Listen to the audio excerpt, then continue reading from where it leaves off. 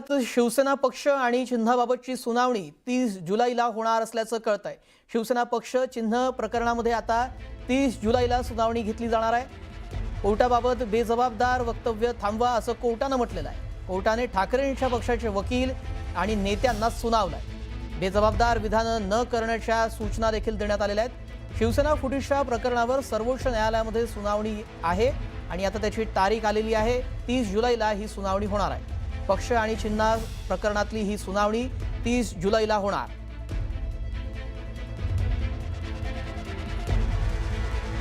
या संदर्भात अधिक अपडेट जाणून घेऊयात। आमचे प्रतिनिधी प्रशांत लीला रामदास याबाबत अधिक माहिती देतील। प्रशांत, आता नवी तारीख आलेली आहे, 30 जुलैला याबाबतची सुनावणी होणार आहे, काय अधिकची माहिती?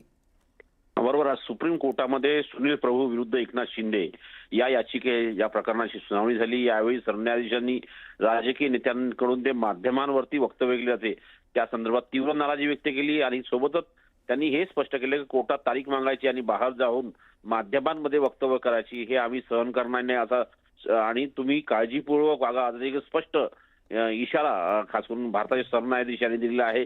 आणि यावर खास करून जर बघितलं तर ते शिवसेनेचे वकील आहे, शिवसेना उद्धव बाळासाहेब ठाकरे पक्षाचे वकील देवदत्त कामत यांनी म्हटलंय की आम्ही गेल्या 3 वर्षापासून सुनावणीसाठी तयार आहोत, पण आम्हाला आपण फक्त सुनावणीच्या तारखा देता पण यात सुनावणी होत नाही। त्यावरती त्यांनी म्हटलंय की आम्ही आता यावेळेस निश्चितपणे सुनावणी घेऊ, आम्ही तुम्हाला 30 जुलैला या संदर्भात तारीख निश्चित करतोय आणि निश्चितपणे या दिवशी सुनावणी घेऊ असं देखील कोर्टाने म्हटलेलं आहे। पण आज सुप्रीम कोर्टामध्ये निश्चितपणे जर बघितलं तर शिवसेनेच्या उद्धव बाळासाहेब ठाकरे पक्षाच्या जे नेते या सुप्रीम कोर्टासंदर्भात वक्तव्य देतात त्यांच्या संदर्भात नाराजी व्यक्त केली आहे कोर्टाने। नक्कीच, याबाबत सुनावणीमध्ये काय होतं पाहावं लागेल। तुमचा धन्यवाद प्रशांत, आपण दिलेल्या सविस्तर माहितीसाठी।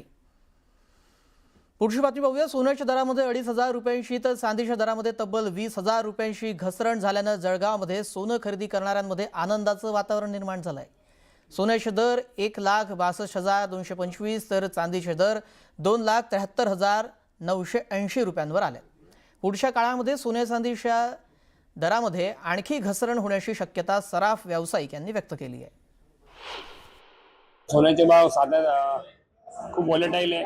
व्हॉलेटाईल भाव असले तरी ग्राहक त्याच उत्साहाने दरवर्षी सोनं घेतात, कारण की प्रत्येकाला लॉंग टर्मचा एक बेनिफिट सातत्याने आतापर्यंत भेटत आलाय आणि पुढे तो भेटत राहील।